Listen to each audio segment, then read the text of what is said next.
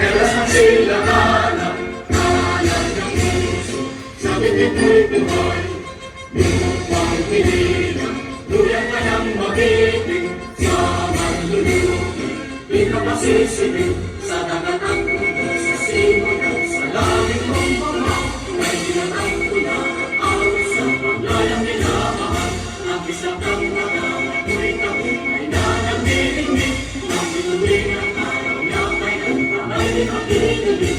Yung walang araw na walang habit at sinta, buhay namin sa piling mo. Ang hidaya na kapag may mga adik, ang mamatay ng dahil sa'yo. Doon na ba'y kabaguhan sa among kinabuhi. Lord, tabangi kami tanan. Bless us, O God. We thank you so much for this wonderful morning. I pray ang among mga nagumala diri sa Pilipinas, diri sa probinsya sa Bohol, that we are not just puppets. We are a living testimony that will follow, O God, from your word. Help us this morning. We commit everything to you. In the name of the Father, and of the Son, and of the Holy Spirit. Amen and amen.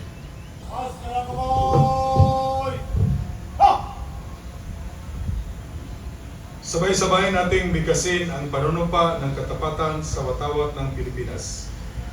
Ako ay Pilipino, buong katapatang nanunumpa sa watawat ng Pilipinas at sa bansang kanyang sinasagisag na may dangal, katarungan at kalayaan na pinakikilos ng sambayanang makadiyos, makatao, makakalikasan at makabansa.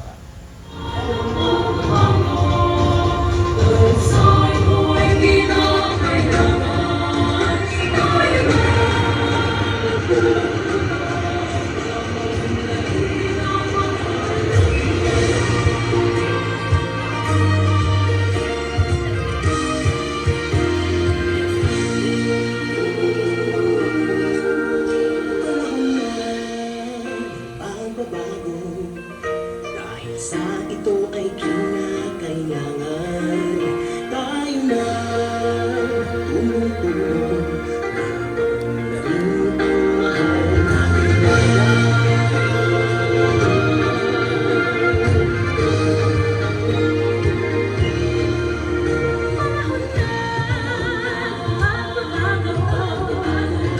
Ayos ang mga dapat ayusin. Dapat na ng bawat mamamayan dito sa atin. Ang pagbabago sa pagsenso, pagsikap ng mabuti ka na minalalo. Malaki natin sa mundo at ipamalas ang bagong Pilipino at bagong Pilipinas.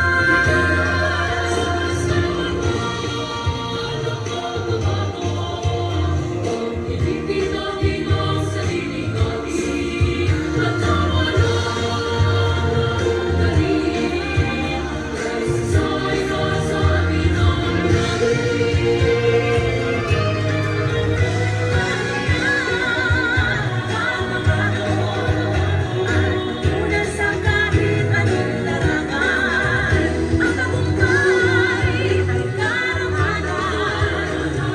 Ngayon, handog natin sa kanan. Ulit ng bayan ng Pilipino, husay at takas, kagandahan at talento.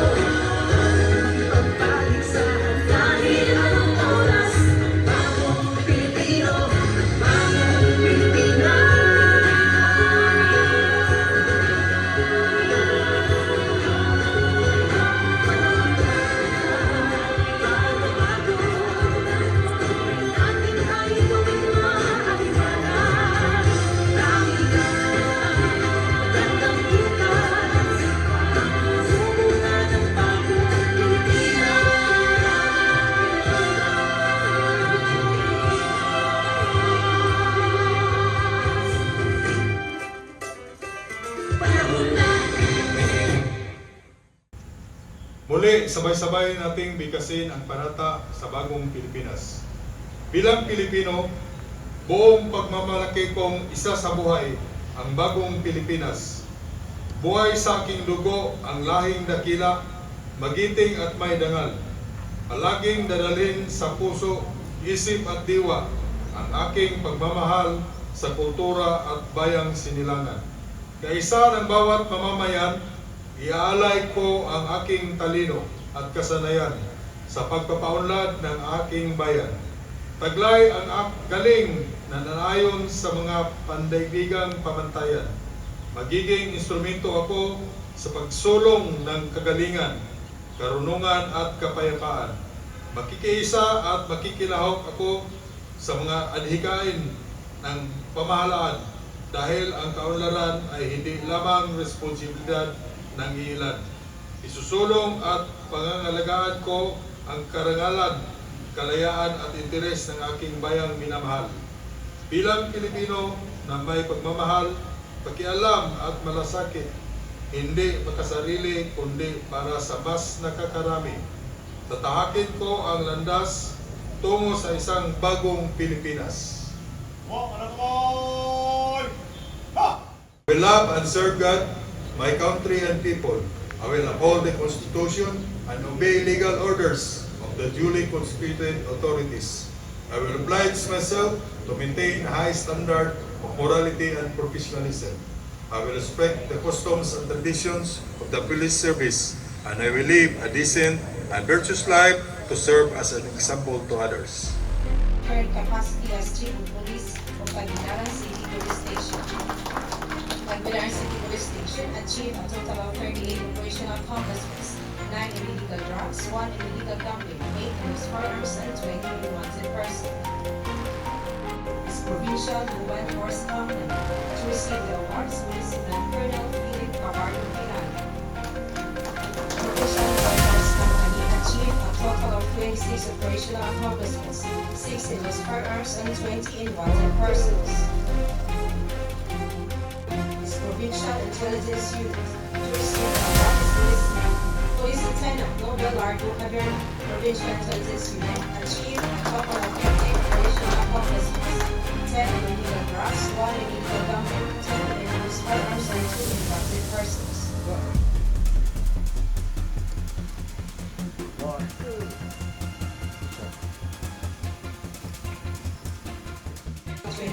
Are also presented to the top performing municipal police stations in operational accomplishments covered a period of March 23 to 29, 2026. For the Class B category, top 1 is awarded to Calibon Municipal Police Station. To receive the award is Police Major Rumar Shumala Basmas.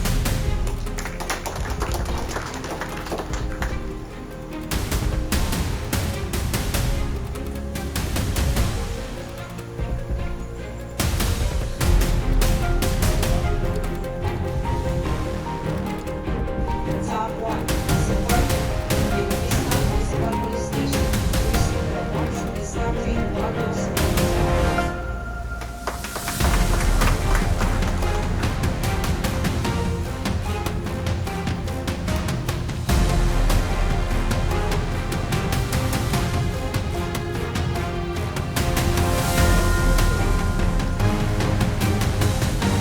Thank you, sirs, and congratulations to all. It's about love of country as a duty. Our uniform is a symbol of the Republic's trust. When we choose the law over personal gain and the people's safety over our own comfort, we perform the highest act of patriotism. Integrity is the heartbeat of a true Filipino police officer. Thus, for every member of the PNP, true patriotism is not measured by words, but by choices made in moments of pressure. So, choosing the law over personal gain demands integrity when no one is watching. Placing the safety of people above personal comfort requires courage beyond convenience. Every decision defines your honor and the public's trust.